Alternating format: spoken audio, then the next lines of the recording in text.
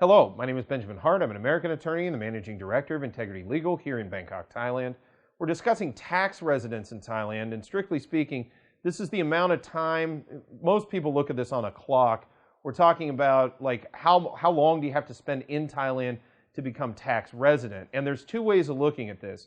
One, most folks that are on a non-immigrant visa that spend a whole calendar year in Thailand, you're going to end up finding yourselves in tax residence. Now, your specific situation, you're going to need to contact a legal professional to deal with the specific facts of your case. I'm not going to provide a lot of generality with respect to, I've been here for this number of days in the aggregate or this number of days total, etc. Not going to go into that in this video.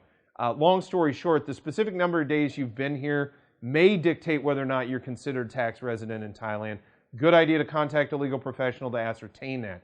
But if you have been here a calendar year, it's pretty safe to presume you're going to be considered tax resident in Thailand. Again, it's going to depend on circumstances, the kind of visa you were in, etc., and sort of when the days fell with respect to one calendar year or another calendar year.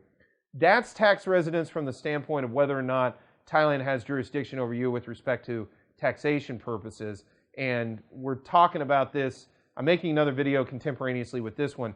We really get into that with respect to capital gains, especially associated with offshore assets. Assets not in Thailand, but capital gains or income derived offshore and coming into Thailand associated with tax residency.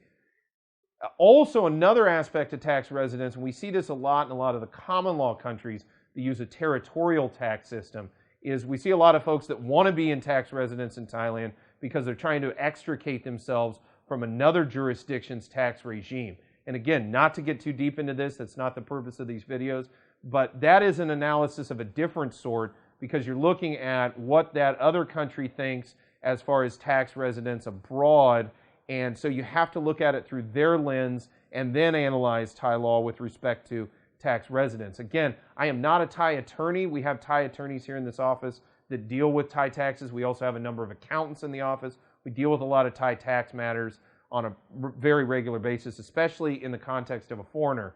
But the thing to take away from this video, your specific facts of your specific case is what's ultimately going to dictate what the legal practicalities and the legal situation is. And it's probably a good idea to contact a legal tax professional in order to gain some insight and guidance into how best to understand your overall situation.